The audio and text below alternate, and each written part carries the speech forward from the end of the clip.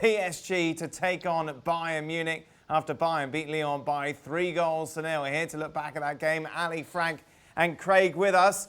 Craig, this was Bayern far from their swashbuckling best, but they got the job done. Yeah, but you've got to, Lyon are a side, and they've shown that their main, one of the main strengths is making it difficult for the opposition. It's something I think Rudy Garcia will be looking to improve on next year in terms of where they're going to finish in Ligue 1. But that's what they've set their stall out, particularly in this competition. They hit on the counter-attack, they're super organised, they're aggressive. And so I think I never expected it to be this crazily open game that Barcelona approached Bayern with. So in that respect, it was a little understandable. But also Lyon, as you know, for those that watched, they created their own chances in the game. And if their finishing had been clinical, it may have been more interesting. But, I thought it was professional from Bayern Munich. And then they brought some big boys on from the bench as well. But, yeah, they deserved it. And Lyon, I'm sure Frank will agree, Lyon, from a Frenchman, can hold their head high for what they've done in this competition. Frank? Yeah, it's true. I'm not disappointed by the result because we all were expecting that Bayern will win and go to the final. But we can be a little bit frustrated as French fans, let's say, about the fact that Lyon had some chances. I think they had more chances to score than they had against Manchester City, where they scored 3 goals. But before that magnificent goal from Gnabry, I think it's Toko Ekambi had a big chance and hit the post. Because of the fantastic Neuer, Bayern weren't punished, where they opened up a little bit too much defensively, especially behind the defense. But I agree with Craig.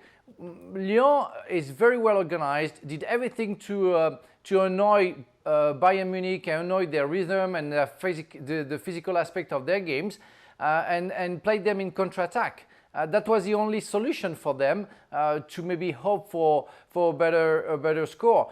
But Bayern Munich managed to do everything well for them and showed that they're definitely, for me, the favorite. Now, and we'll talk that about maybe after in the other segment, it's something to opt for Paris Saint-Germain in the perspective of that final, because Bayern Munich was very weak at some point defensively. It was a really open start to this game, and it's fair to say, isn't it, Ali? Before Gnabry scored, it could have been 2-0 to Lyon.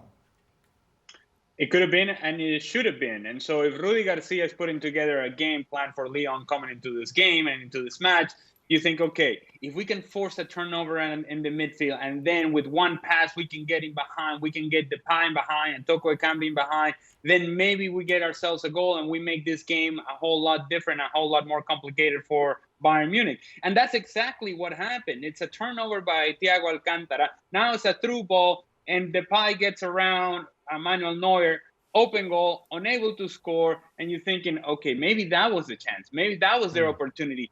This is what could have changed the game for Lyon. But it wasn't just that chance. Toko Ekambi had a couple more himself, where the one in which he somehow goes through the challenge of Alphonso Davies, gets up, it's left-footed, everything to shoot at, and hits it at the post. And it's seconds later then that you see Serge Gnabry kind of say, all right, well, you guys missed your chances. We're not going to miss ours. And here we go. It's all about our talent and what we can do in the attacking half. And Bayern Munich took over from there. But I agree with Frank in the sense that you look at Bayern Munich and how vulnerable and fragile they look sometimes defensively, that in that very transition, I think Lyon looked at it and said, wait a minute, if we attack this team, we're going to create chances. And in doing so, they got themselves a little bit stretched. And when they got stretched, then all of a sudden, transition going the other way, Gnabry scores one, and then things just kind of opened up, and then Gnabry scores a second one, again on transition down the left-hand side. And then from there, it was all over for Lyon, and Bayern Munich were on their way. How good was that opening goal from Gnabry, Craig? Yeah, I mean, he's a special player now, isn't he? And I mean, let's be quite frank about it. 3 or 4 years ago, he wasn't. And his career looked as if it wasn't really heading anywhere. And fair play to him. He's the guy that's turned it around. You can take people into training field, You can change your coaches, you can do whatever, but the player himself has turned it on his head. And he's just a huge threat now. And the way that he took the goal in terms of the touch, how he cut inside, how there was always 2 or 3 defenders around him, and then he just made a half a yard, nothing more, half a yard, and rifled it in the top corner. He's just added so much to his game. I think it's confidence, it's experience, and playing with such good players around him. And he's as I said, no, you asked the coaches when he was playing back in England, Arsenal, I think on loan at West Brom, really was a player going nowhere. And now, what is he? Apart from Lewandowski, who is the first name on the Bayern team sheet, this guy's not far behind. That's an amazing turnaround. It's an incredible story. Craig talks about his time at West Brom on loan. He was on the bench. He wasn't even starting most of the games, Frank. How do you explain that turnaround? Is it just all down to development and timing? It is, and it's also about what the coach can whisper in his ear at some point of his life, and the chance he can give. But go back to other players. Thomas Müller, we had a fantastic 10 years, then suddenly became, I don't know, what can we say, so appalling on the field.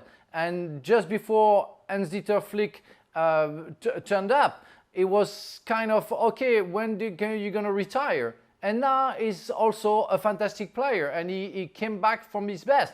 Jerome Boateng, even if we have still things to say, is getting better since Flick is there. So it's also about the coach. It's many things, what you do in your life, how you see life, how you see your business, which is football, how you want to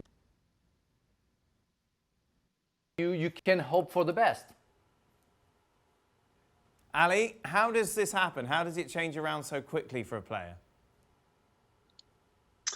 Well, I think the surroundings have to do a lot with it, and the expectations that are generated by the people around you. And when you have a training environment at Bayern Munich where everybody's expected to perform at a high level at all times, and when the only expectation for you individually and as a group is you're going to win everything that you participate in, then you better show up. I think it demanded the best out of Serge Gnabry, and we have seen the very best of him. Now, this could have gone horribly wrong for him, and then whenever he was asked to give his best, well, maybe that wasn't going to be good enough at Bayern Munich, and his career was going to come to an end somewhere without having achieved the things. And now he has opened himself up in terms of the chances that he has in front of him and the things that he can achieve. I think he got to a point in which he needed to answer the call, where he needed to be the player that we all thought that he could have been early on, but we didn't see enough of it. Now that we see the full potential, well, then then you just have to sort of ask the question as to not only to the individual player, Serge Gnabry, how did you get to this point, but to the training environment that he was a part of before that couldn't quite get this out of him. So yes, it is fair to go and ask Arsenal, well, what's going on back there? And I think you also have to recognize that Bayern Munich have done a wonderful job of putting him in a position in which he can truly showcase his talent. And you also have to say to the player, here was a chance, here's your opportunity, take advantage of it. And he has done such a good job of really showcasing what he is as a player this year. He, of course, got the second, Craig, in the 33rd minute. And I think pretty much everyone thought, well, Bayern are going to pretty much run away with this now. However, we had to wait until the 88th minute for their third goal, which of course came from Lewandowski. Why didn't they kick on in the second half, as maybe some would have expected? Well, I don't think they quite had the urge to go and smash Lyon like they did Barcelona. And I think there was a realisation that they didn't. It was the semi-final, and they didn't want to be too front-footed and leave themselves wide open. I mean, they still left themselves open on a couple of occasions.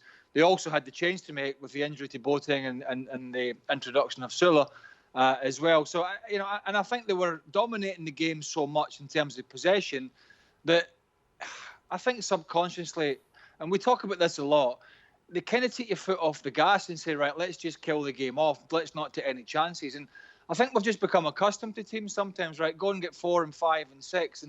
And sometimes it's not always that easy. But I always felt that they were in control. I always felt that if they wanted a third or a fourth, they could have gone and got it. And let's not forget, it was almost the whole game went by before Lewandowski got on the score sheet. So we didn't even see him at his sparkling best on this occasion. He left it to others. I mean, he missed for the Gnabry second goal. It was a Lewandowski, pretty much a sitter that he missed that offered it up for Gnabry. So, yeah, I thought it was efficient from Bayern without being the brilliance of the Barcelona game, and sort of maybe saving a little bit for the final, which I know we're going to talk about, and is going to be a heck of a lot of a tougher game.